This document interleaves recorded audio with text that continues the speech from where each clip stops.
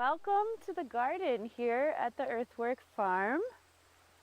I'm so happy to be able to share it with everyone.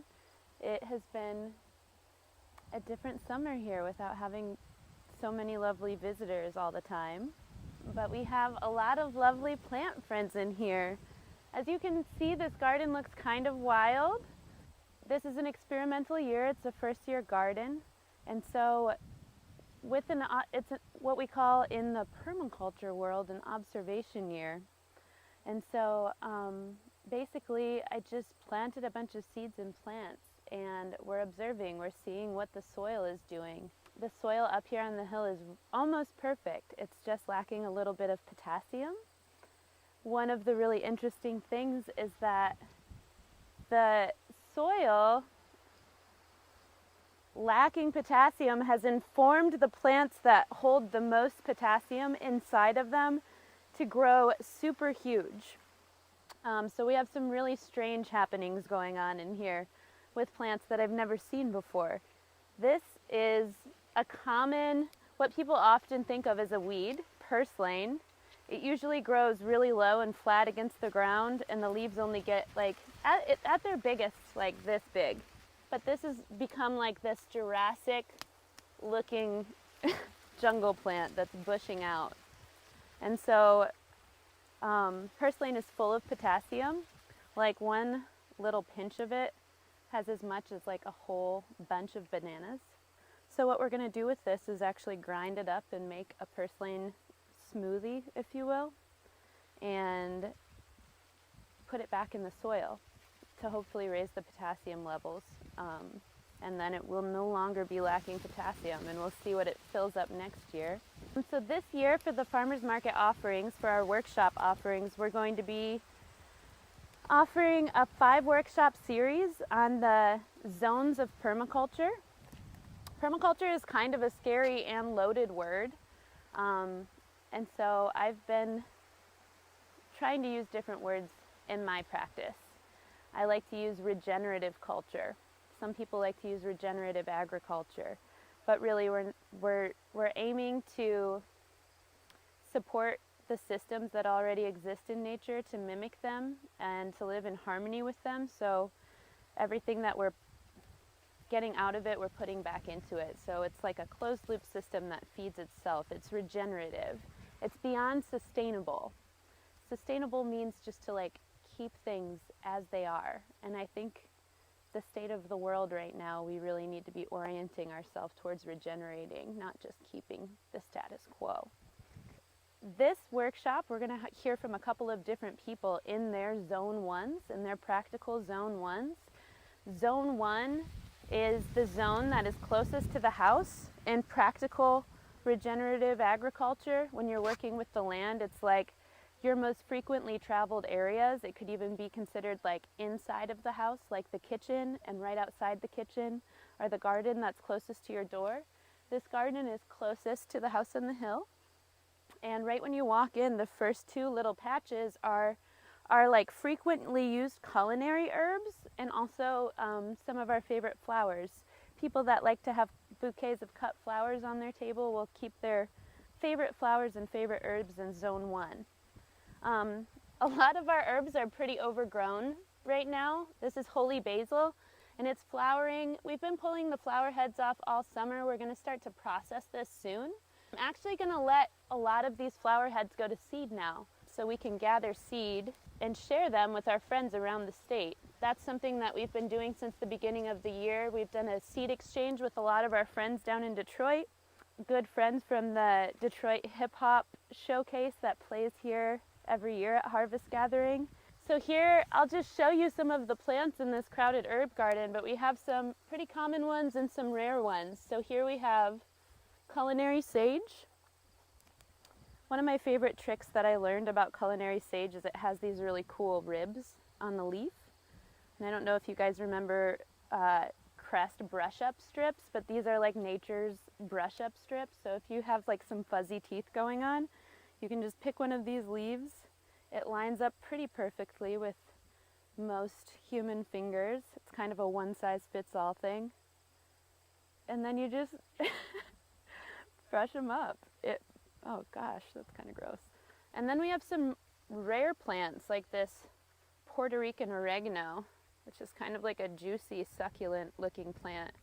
A lot of the herbs we planted this year are like antiviral.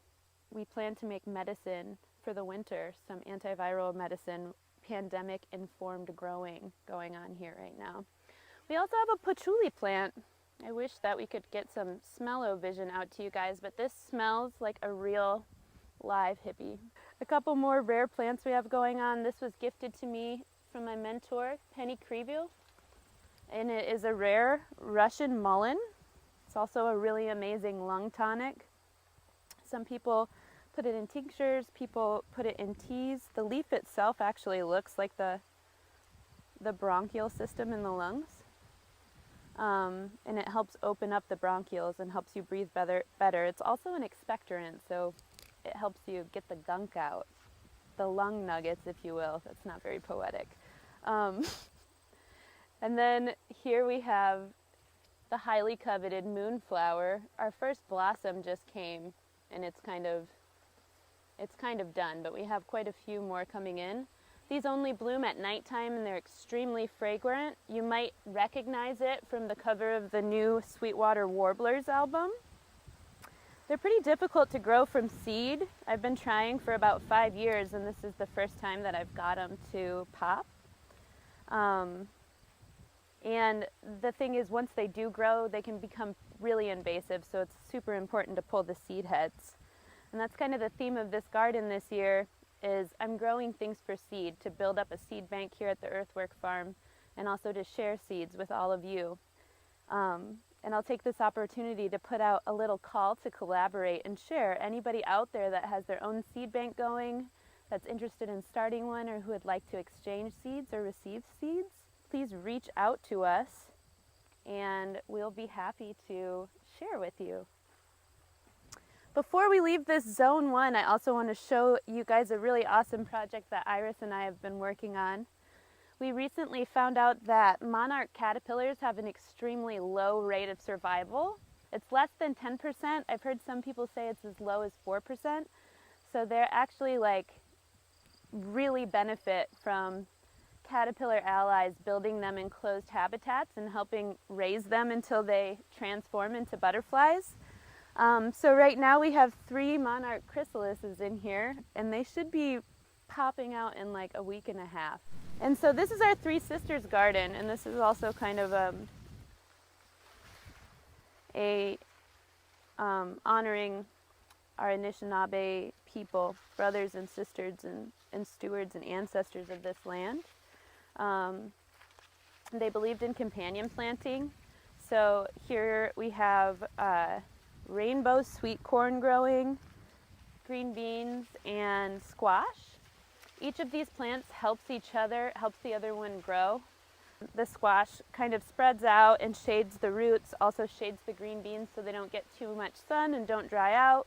The beans use the corn as a trellis, and they all kind of regeneratively co-create an ideal growing space for each other. And then over here is our little zinnia section. We have some zinnias and marigolds growing, and these are just here because they're beautiful. And we love flowers, and the bees love flowers. And as most of you know, we have a thriving apiary here, so we plant a lot of stuff for the bees. Here's another thriving herb garden. A lot more plants that people consider weeds. We have this beautiful mullein growing. The soil seems to just be supercharged here. We have all of these giant plants that usually don't get this large. This elephant head amaranth is larger than me, and I've never seen it do this before. We also set the garden up to be triangle shaped, kind of honoring a more feminine design. As we step away from Zone 1 being the closest to the entrance and the closest to the house, we get into kind of more of a Zone 2 area. And so this is going to be more like stuff that you might visit every couple of days, and food plants. So we have a whole bunch of different tomatoes. We have a little cabbage patch going here. We plan to make a bunch of sauerkraut for the winter, and greens and collard greens, a lot of stuff.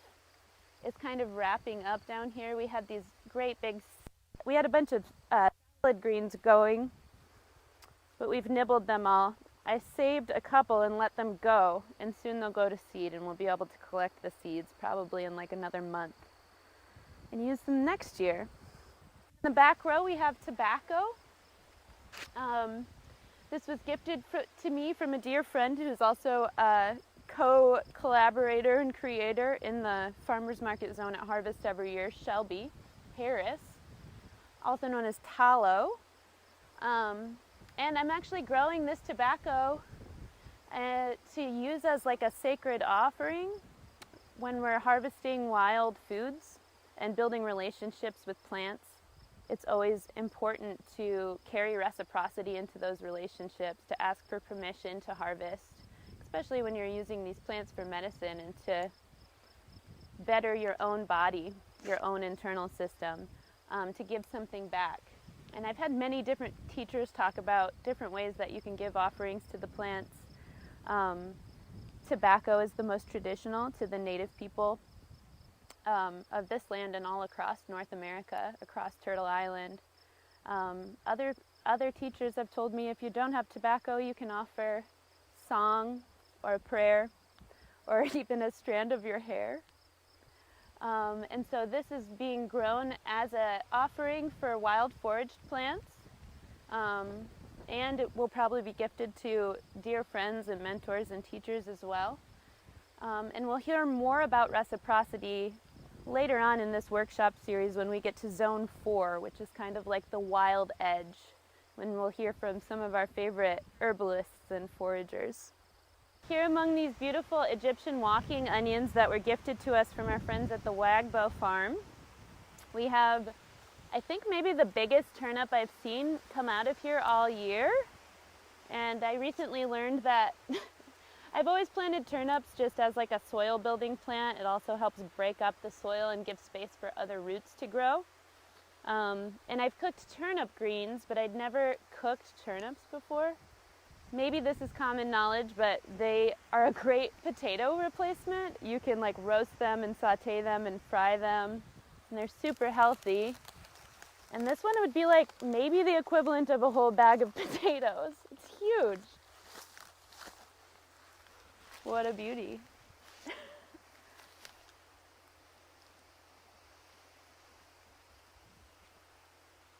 Susie and I spread a bunch of wildflower seeds throughout this area. My mentor Penny has collected over the last couple of years. And we have these giant tomatillo plants coming through, as well as one okra plant, which I've never grown before. And we look forward to sharing more social regenerative culture with you in this workshop series, as well as practical regenerative agriculture in relationship to the land and the plants. Thank you.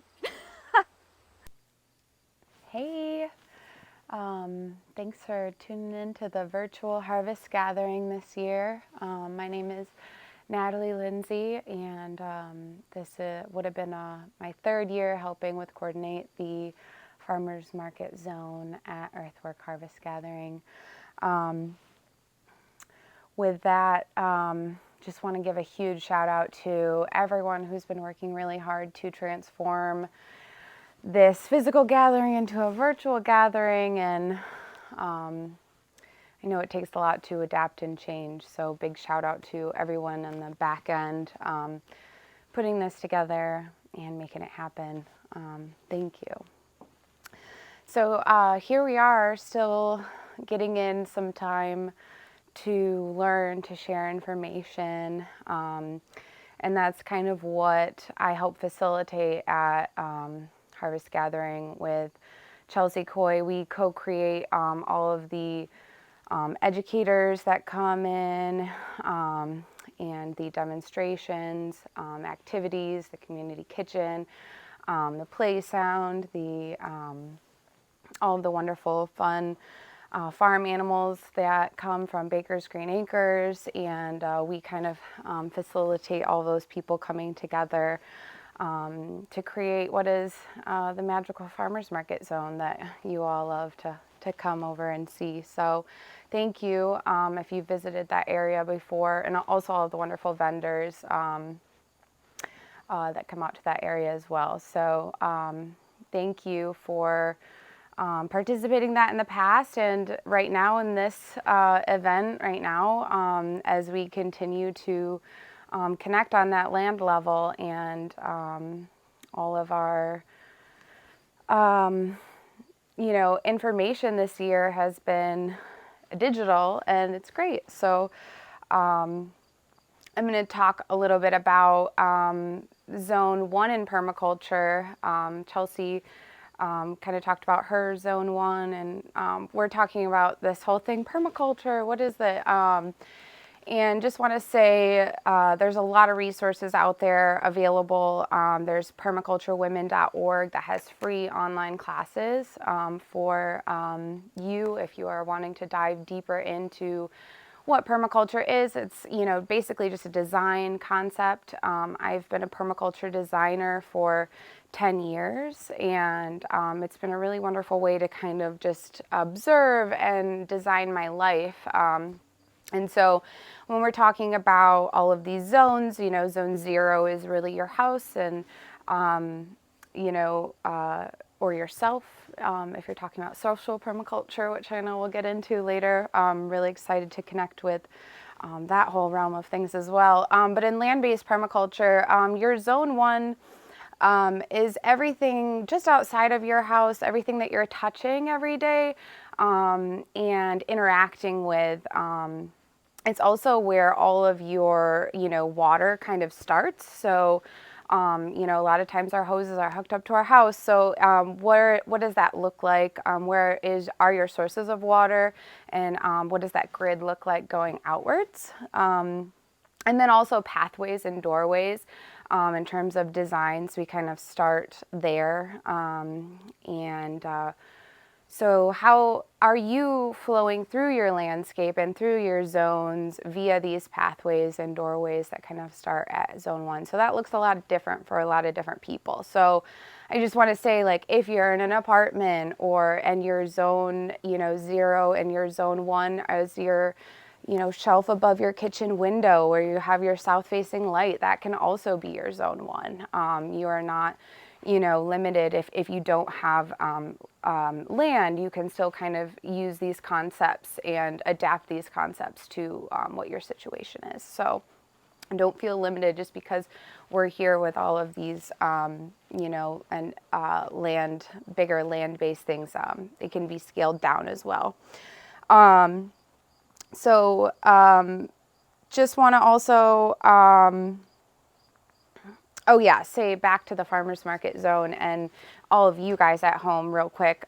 If you do have any collaborative ideas to bring to the farmers market, please feel free to reach out to Chelsea and I. We would love to hear from you, whether it be a craft, if you want to come vend, if you want to bring an activity for the kids, if you want to bring a song to share or be part of a panel discussion, or have an art installation, please reach out to us. We would love to hear from you in any way. So that as well. Because we're here, we're just people too. We're all designing, and that's why permaculture is great, because it is this, not only are we being collaborative with the land and observing, but it gives us this culture part too, which we're able to collaborate with people. Really excited once again for all that social permaculture, diving into stuff later. Zone 1. Zone 1 is where you're going to keep a lot of your, self-resilient items. What do you like to eat? What do you like to smell? What do you like to look at?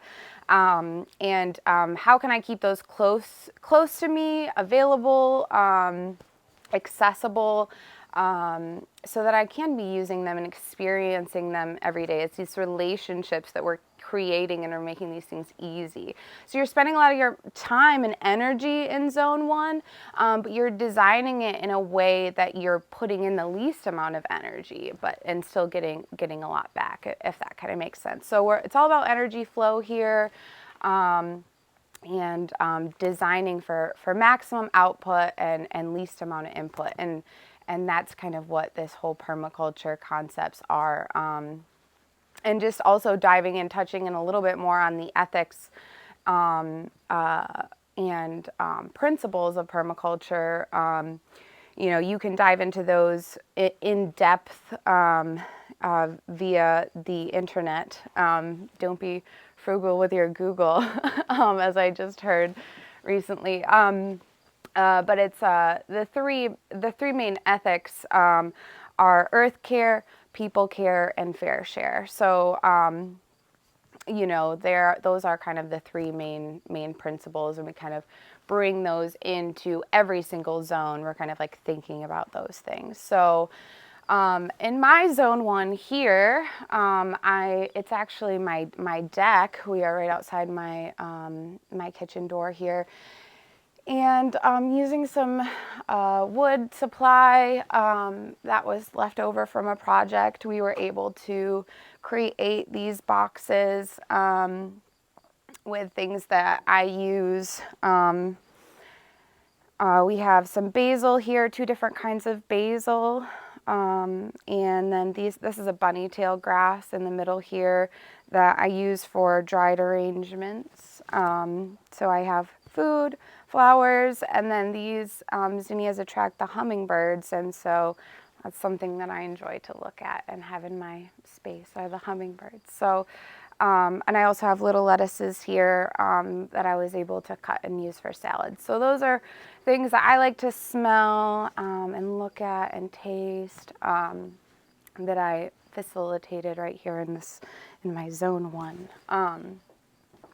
If y'all want to keep walking with me, down here I have a little guild that I started, and we can take a walk down there.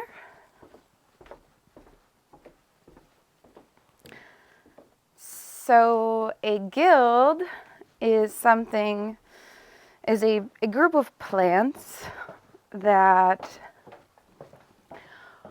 work together by occupying different spaces and different niches in the garden. And they work together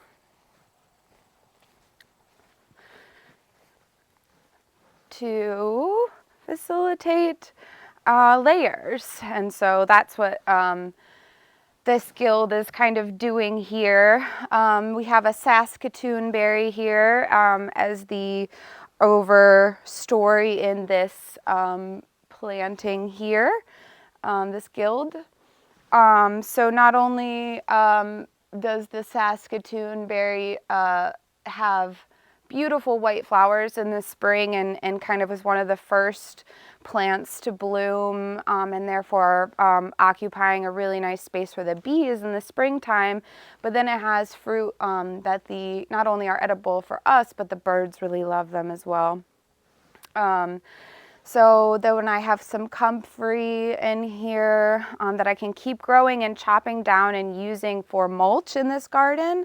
There's some native black raspberries in here. There's mint, strawberries, black-eyed Susans, lavender, delphinium, irises,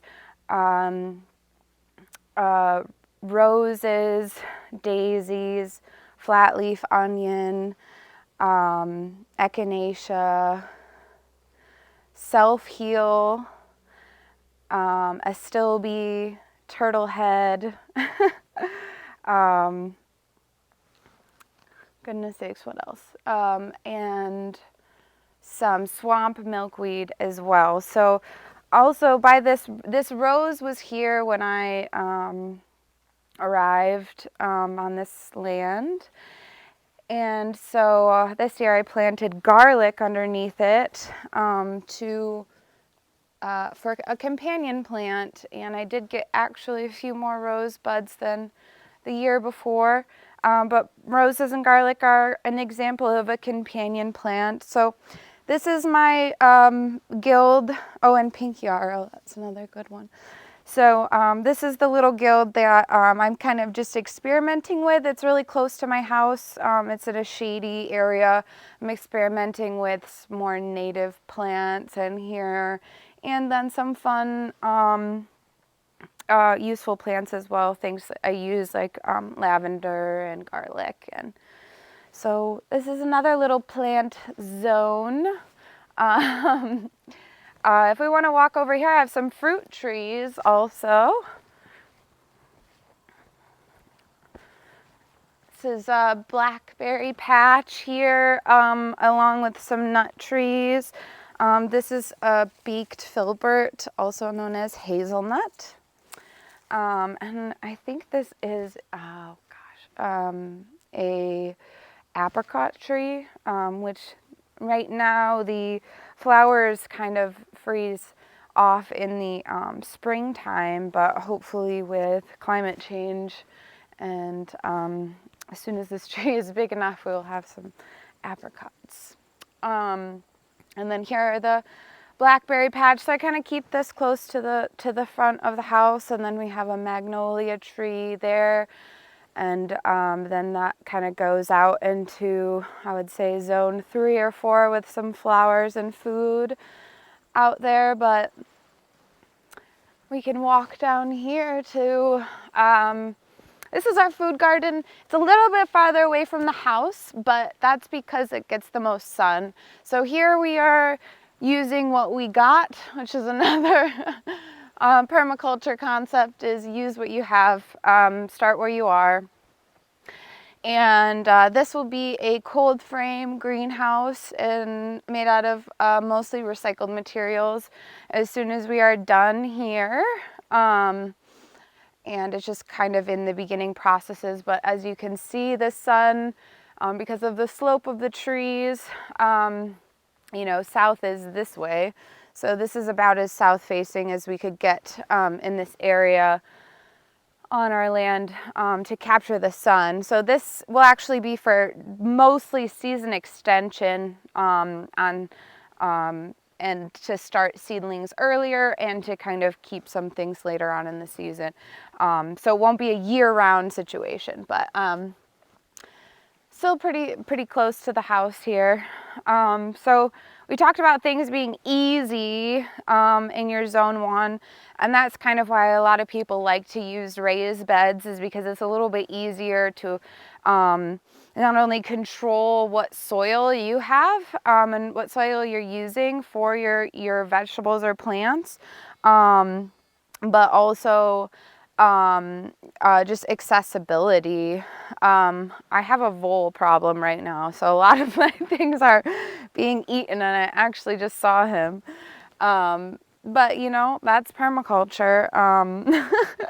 Here we are. I have some white English marigolds here that are surviving the vole. Some eggplants and some tomatoes, some heirloom tomatoes. These are vernissage variety. So I had a lot of lettuce kind of sowed on this side, on this shady side here, and then the tomatoes kind of grew up. So it's this, you know, layering design concepts where you're kind of using where the sun hits for this plants that need more sun, and then, you know, using the shady sides for plants that need more shade. Mounding is another great concept for permaculture. A lot of people have heard of, maybe you haven't, you can also Google it. It's called hugelkultur, and that's a method of basically digging down, planting 1-year-old logs, and then being able to basically mound the soil up on top of that with sticks and other things, and then you plant in that mound This is our year 1 here. So not a lot of these are perennials. I do have a few perennials on the back edge, but the idea is that you plant perennials with different root systems to bring up nutrients from different levels. And in those logs, as they break down over time, the nutrients and the microorganisms like keep breaking down, and over a 5-year window, you will have nutrients being released slowly, and therefore have bigger perennial and warmer, being able to, because it's energy, all those microorganisms eating the log as energy and warmth. So it's a good thing in our cold climate. So I basically seeded the entire slope here with red clover. Red clover is a nitrogen fixer, and it also is great for dried arrangements and fun floral things like I like to do. So, and it also is a cellular detoxification if made into a tincture. So there are lots of different great things about, you know, red clover. It's a cover crop. And here I used it as protection for soil erosion.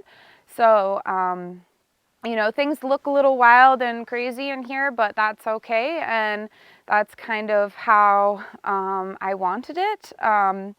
There's a little bit of everything, and it's just kind of wild. It's really just always planning for next year, you know. But all of this food is accessible to me. You know, it's really close to the house. As I'm, you know, kind of moving outwards from here, I'll probably do some more outplantings of potatoes and other things that don't need as much maintenance. But for this year and this, you know, situation, this was a great little food garden to kind of have for us. So yeah.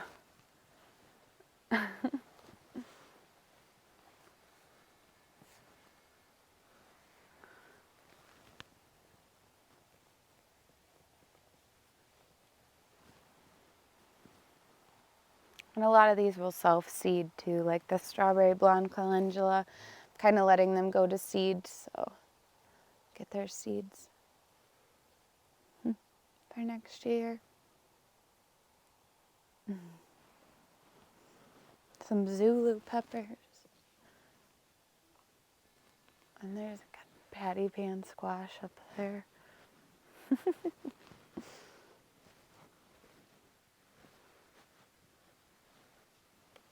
Lots of purple. I like purple.